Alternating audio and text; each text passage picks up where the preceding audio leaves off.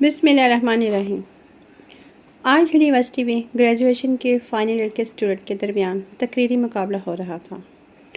حصہ لینے والے باری باری اسٹیج پر آتے، الفاظ کا جادو جگا کر واپس اپنی سیٹ پر چلے جاتے۔ وہ بھی اپنی باری پر اسٹیج پر آئی اور ہمیشہ کی طرح سب پر چھا گئی۔ وہ پوزیشن ہولڈر تھی۔ تحریری تقریری مقابلہ ہو یا سالانہ امتحانات، وہ ہمیشہ اول نمبر پر آتی۔ اساتذہ کے نزدیک وہ ایک مثالی طالبہ تھی۔ وہ اپنے طور اتوار چال ڈھال میں سب سے منفرد نظر آتی۔ لڑکیاں اسے حسرت سے دیکھتی، وہ انہیں حسرت کی نگاہ سے دیکھتی۔ یونیورسٹی میں تو اس کی جھیل سی آنکھیں مسکراتی ہوئی دکھتی، اس کے ہونٹوں پر بھی دل فریب مسکراہٹ رقص کرتی رہتی، مگر تنہائی میں اس کی آنکھیں برستی رہتی، کیونکہ اس کے دل کی دنیا اس کے ظاہر سے بالکل مختلف تھی۔ اس کے دل و دماغ پر ہر وقت غم کے بادل چھائے رہتے۔ وہ ایک دولت مند ماں کی بیٹی تھی، مگر اس کے باوجود ایک احساس محرومی تھا جو اسے اندر ہی اندر ٹھس رہا تھا، جو کبھی اتنا شدید ہو جاتا کہ اسے ہلا کر رکھ دیتا اور اسے اپنے آپ پر ترس آنے لگتا۔ ہر خواہش پوری ہو جانے اور کامیابیاں سمیٹنے کے باوجود وہ احساس محرومی سے نکل نہ پاتی، جس کی وجہ سے وہ بے حس جذبات سے عاری اور خود پسند ہو گئی تھی۔ اس کی کلاس فیلوز اسے دوستی کرنے کو باعث فخر سمجھتی، مگر وہ دوستی کے لیے ان کے بڑھتے ہاتھ چھٹک دیتی۔ کلاس میں اس کے بارے میں چہ مگویاں ہوتی، اسے عجیب ناموں سے پکارا جاتا، مگر وہ کوئی پرواہ نہ کرتے۔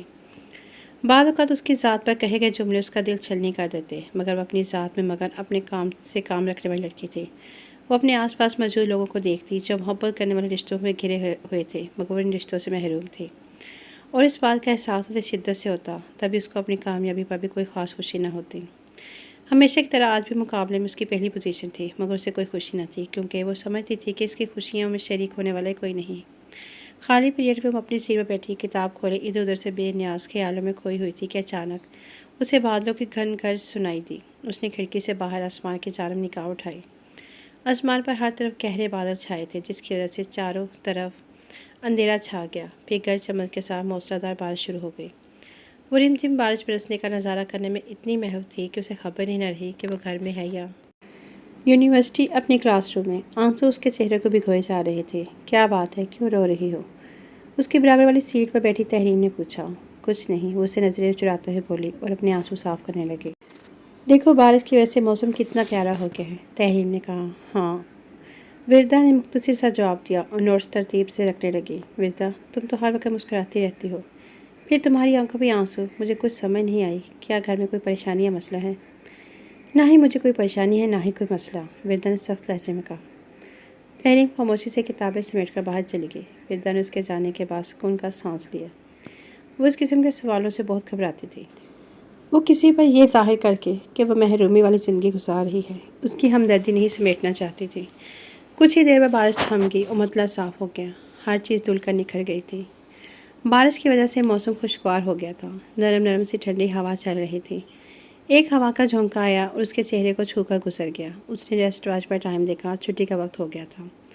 وہ اپنی کتابیں اور نوٹس اٹھائے کے کلاس روم سے باہر آ گئی۔ آہستہ آہستہ قدم اٹھاتی گیٹ تک آئی اور گاڑی کی تلاش میں نظر دوڑانے لگی۔ یوں تو اس کا ڈرائیور اسے لینے آتا تھا، مگر وہ آج اسے کہیں نظر نہیں آ رہا تھا۔ آخر ابھی تک ڈرائیور کیوں نہیں آیا؟ وہ پریشانی سے اپنی انگلیاں چٹکاتے ہوئے بڑبڑا۔ ہو سکتا ہے راستے میں گاڑی خراب ہو گئی ہو، یا پھر ڈرائیور کو کسی اور کام سے جانا پڑ گیا ہو۔ اب میں کیا کروں؟ پیدل کیسے گھر جاؤں؟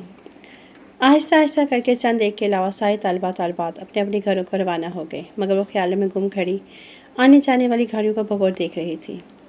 یونیورسٹی کے سامنے سے گزرتے ہوئے اویس کی نظر جب ایک لڑکی پہ پڑی تو اس نے گاڑیوں سے کچھ دور جا کر روک دی اور ارد گرد سے بے نیاز اسے دیکھنے لگا۔ وہ انٹرویو دے کر واپس آ رہا تھا۔ تقریباً تمام اسٹوڈنٹ جا چکے تھے، مگر شاید اس کے گھر سے ابھی تک اسے لینے کوئی نہیں آیا تھا۔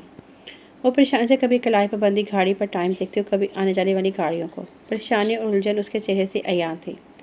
کاش میری بھی اس جیسی کوئی بہن ہوتی۔ اس کی گہری چیز سی آنکھوں کو دیکھتے ہوئے اویس کے دل میں ایک معصوم سی خواہش نے سر اٹھایا۔ لفنگے پتہ نہیں لڑکیوں کو ڈھونڈنے کے لیے اتنا وقت کہاں سے لاتے ہیں۔ جیسے ہی لڑکی نے اویس کی نظر خود پر جمی دیکھی تو وہ غصے سے اونچی آواز میں کہتی پیدل ہی گھر کی طرف چلنے لگی۔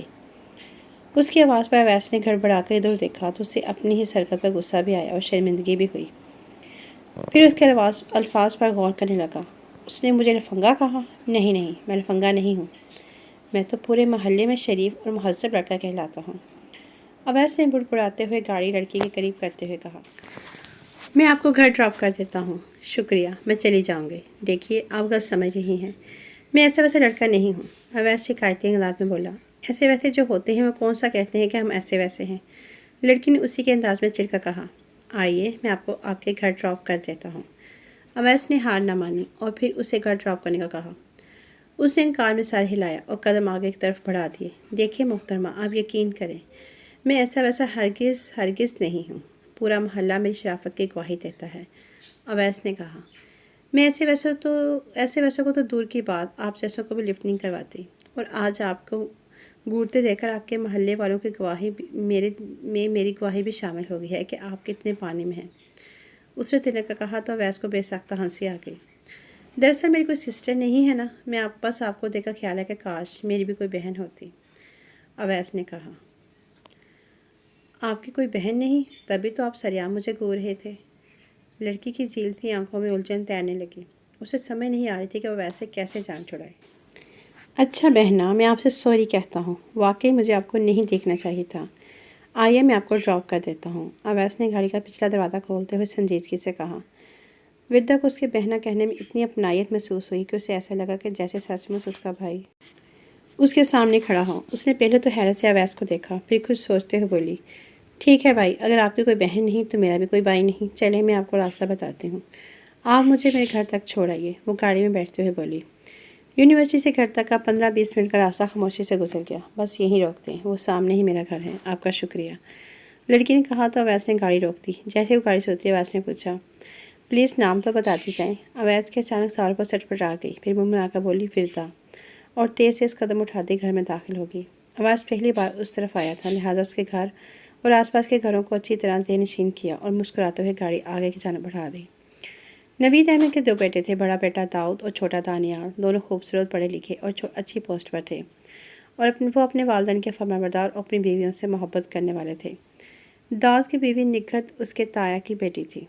اس کی شادی کو 5 سال ہو گئے تھے، مگر وہ ابھی تک اولاد کی نعمت سے محروم تھا، جبکہ چھوٹے دانیال کی شادی کیروں میں ہوئی اور شادی کے 10 ماہ بعد ہی وہ ایک پیارے سے بیٹے کا باپ بن گیا۔ گڈو میں دادا اور دادی باپ اور تایا کی جان تھی، وہ ہر وقت اسے اٹھائے پھرتے تھے۔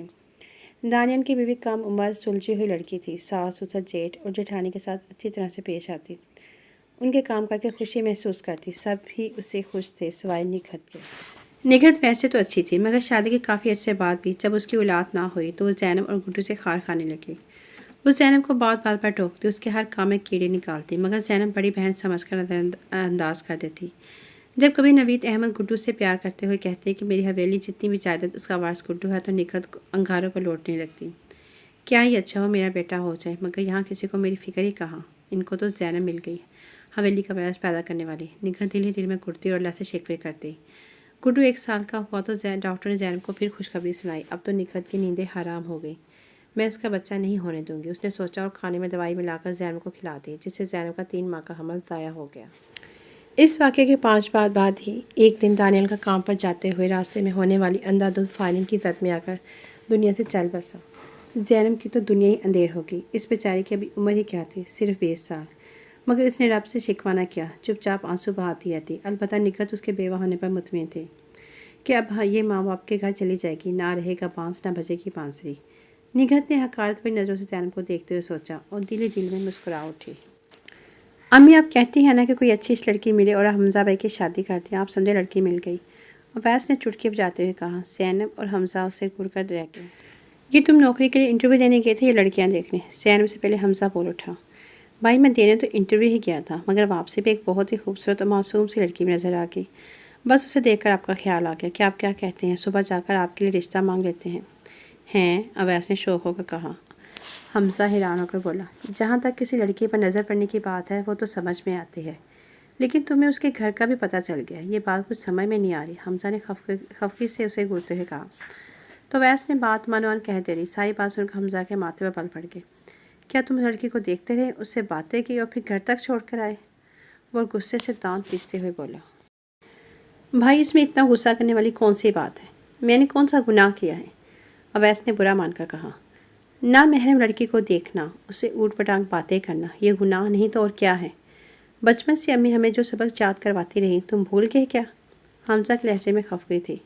بھائی میں نے جان بوجھ کر اسے نہیں دیکھا، بس اچانک ہی نظر پڑ گئی، اویس نے عذر پیش کرتے ہوئے کہا۔ اچانک نظر پڑ جائے تو فوراً نظریں جھکا لینے کا حکم ہے مائی ڈیئر بردر، کیا یہ بات تمہیں معلوم نہیں تھی؟ حمزہ نے طنزیہ انداز میں کہا۔ بھائی آپ تو بال کی کھال اتار لیتے ہیں، کیا آپ نے کبھی کسی لڑکے کو نہیں دیکھا؟ یہ بات